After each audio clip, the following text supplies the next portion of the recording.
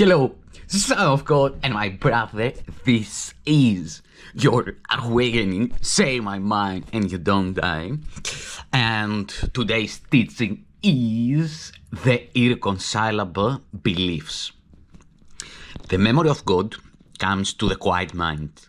It cannot come where there is conflict, for a mind at war against itself remembers not eternal gentleness.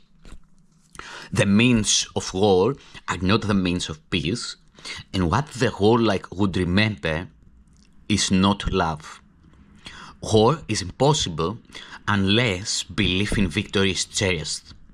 Conflict within you must imply that you believe the ego has the power to be victorious. Conflict within you must imply that you believe that the ego has the power to be victorious. Why else would you identify with it? Surely you realize the ego is at war with God. Certain it is, it has no enemy. Yet just as certain is its first belief that it has an enemy, that it must overcome and will succeed.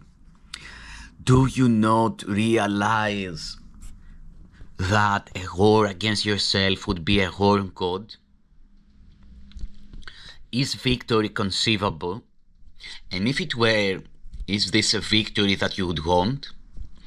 The death of God, if it were possible, would be your death. Is this a victory? The ego always marches to defeat because it thinks that triumph over you is possible, and God thinks otherwise. This is no war, only the mad belief the will of God can be attacked and overthrown. You may identify with this belief, but never will it be more than madness. And fear will reign in madness and will seem to have replaced love there. Sin. This is the conflict's purpose, and to those who think that it is possible, the means seem real. Be certain that it is impossible God and the ego, or yourself and it, will ever meet. You seem to meet and make your strange alliances on grounds that have no meaning. For your belief converges upon the body, the ego's chosen home, which you believe is yours. You meet at a mistake, an error in your self-appraisal. The ego joins with an illusion of yourself you share with it.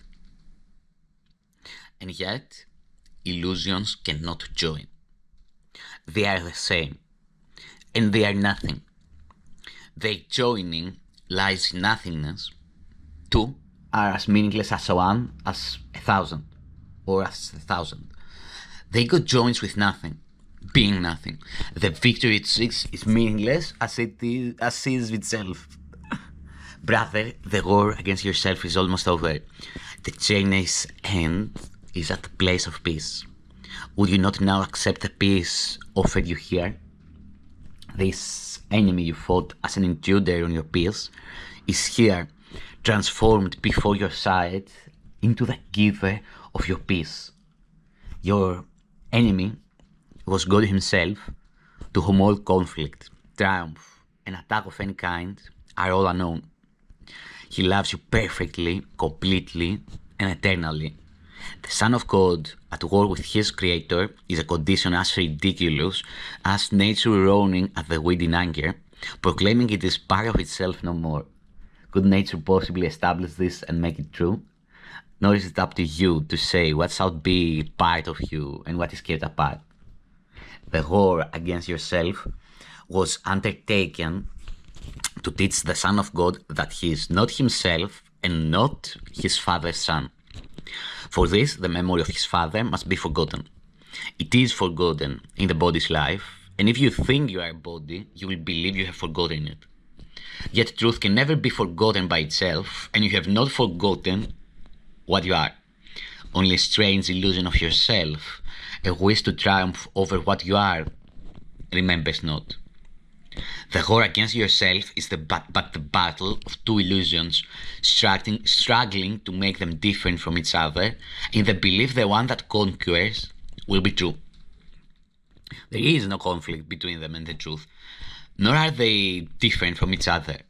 Both are not true, And so it matters not what form they take. What made them is insane, and they remain part of what made them. Madness holds out no menace to reality, and has no influence upon it. Illusions cannot triumph over truth, nor can they threaten it in any way. And the reality that they deny is not a part of them. What you remember is a part of you, for you must be as God created you. Truth does not fight against illusions, nor do illusions fight against the truth. Illusions battle only with themselves. Being fragmented, they fragment. But truth is indivisible and far beyond their little reach. You will remember what you know when you have learned you cannot be in conflict. You will remember what you know when you have learned you cannot be in conflict.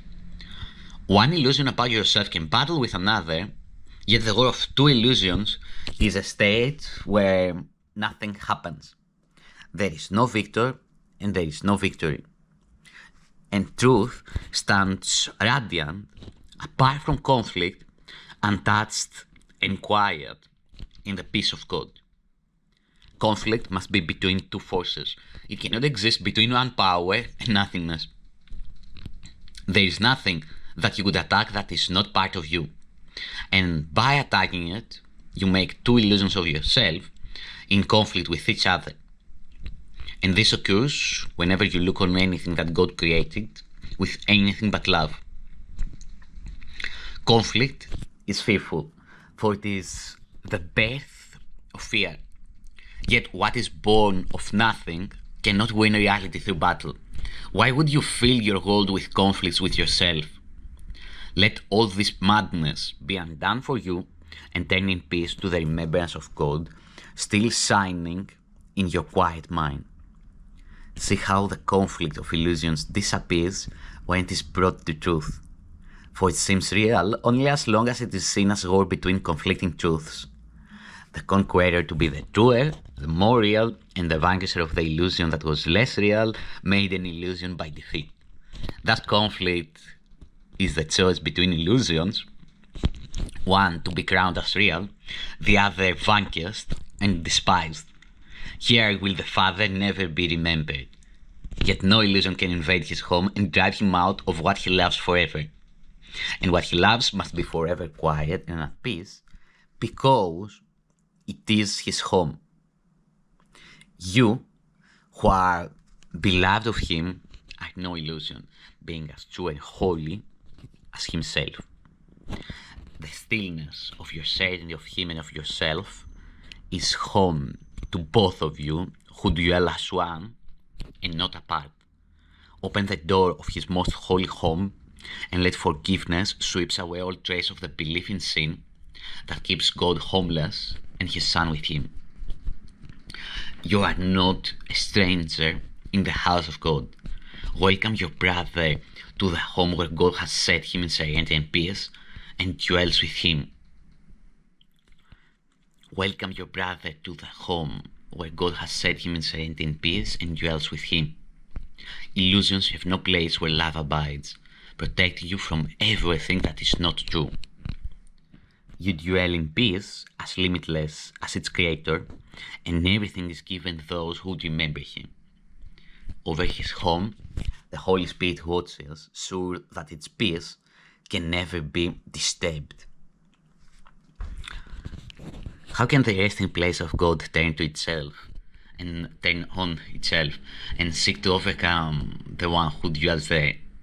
And think what happens when the house of God perceives itself divided. The altar disappears, the light grows dim, the temple of the Holy One becomes a house of sin. And nothing is remembered except illusions. Illusions can conflict because their forms are different, and they do battle only to establish which form is true. Illusions meet illusions. Illusion meet illusion. Truth itself. The meeting of illusions lead to war.